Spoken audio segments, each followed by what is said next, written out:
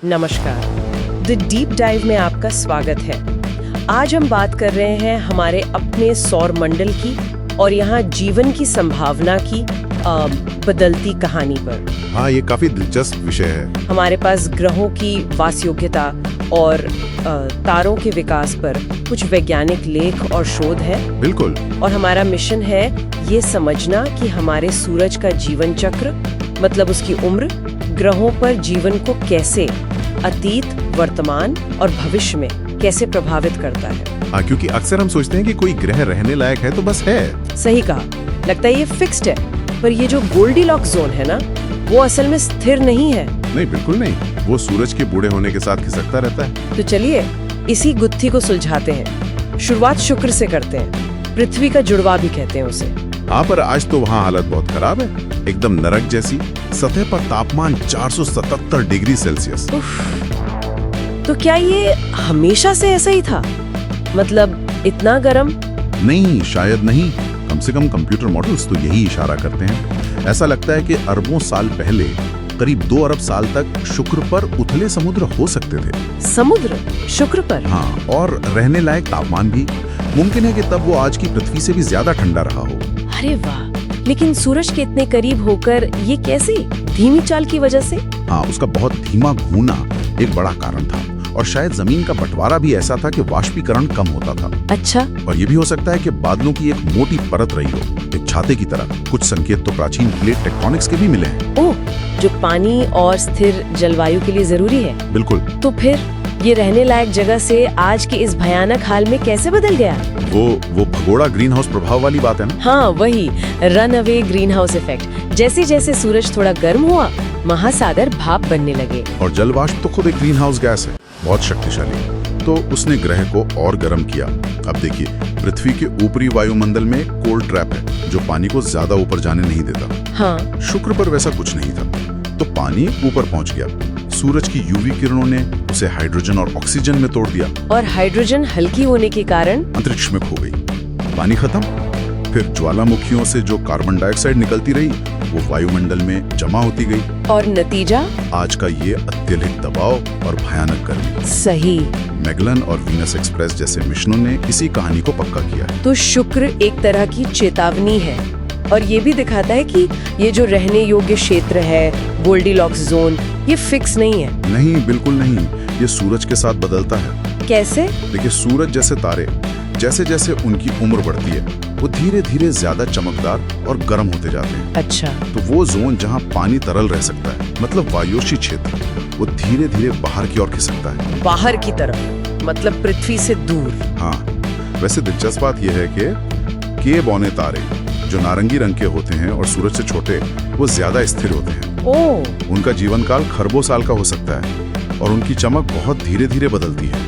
तो वहाँ जीवन को पनपने के लिए शायद ज्यादा लंबा स्थिर समय मिल सकता है। लेकिन हमारा सूरज तो केबौना नहीं है। हाँ। तो जब हमारा सूरज बूढ़ा होगा, जब वो लाल विशालकाय बनेगा, तब क्या होगा? हाँ, जब उसका हाइड्रोजन ईंधन कोर में खत्म होने लगेगा, लगभग 5 अरब साल में, तो वो फूलना शुरू करेगा।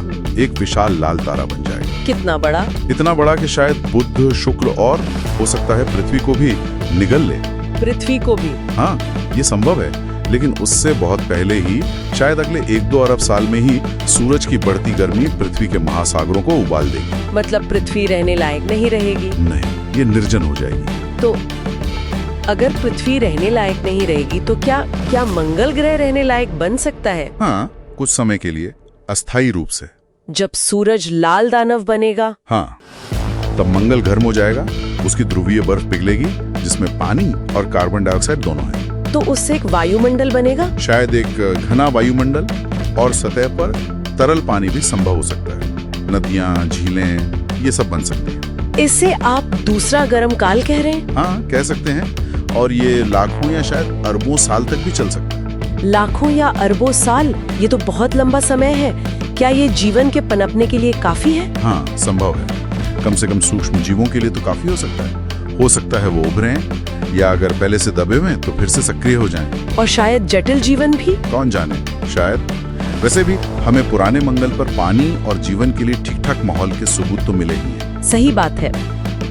अच्छा, मंगल के अलावा क्या और भी कोई जगह है जो तब रहने लायक हो सकती है? हाँ, बाहरी सौर मंडल में भी कुछ उम्मीदें हैं। बृहस्पति का चांद यूरोपा और शनि का चांद टाइटन। यूरोपा और टाइटन। हाँ, जब सूरज लाल विशालकाय बनेगा तो ये बर्फीले चांद भी गर्म हो जाएंगे। यूरोपा पर शायद पानी की भाप का एक मोटा वायुमंडल बन जाए और टाइटन पर पानी और अमोनिया के महासागर बन सकते हैं। वाओ, पानी, अमोनिया के महासागर। लेकिन ये सब अस्थायी ही होगा, है ना? बिल्कुल।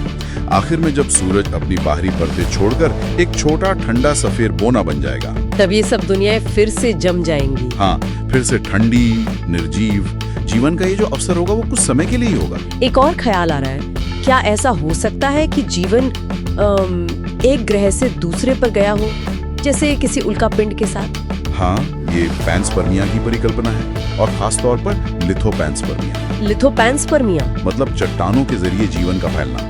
सिद्धांत ये है कि जब कोई बड़ा उल्कापिंड किसी ग्रह से टकराता है तो वो उस ग्रह की चट्टानों को अंतरिक्ष में उछाल सकता है, और उन चट्टानों में सूक्ष्म जीव फंसे हो सकते हैं।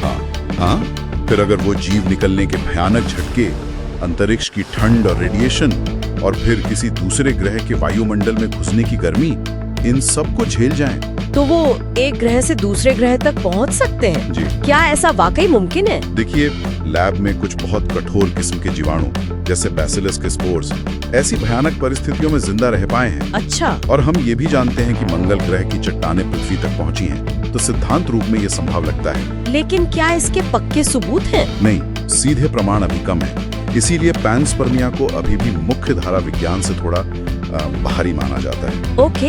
हाँ, एक चिंता जरूर है कि कहीं हम अपने स्पेसक्राफ्ट से अनजाने में ही जीवन को दूसरी दुनियाओं तक ना पहुंचा दें। हाँ, ये भी एक पहलू है।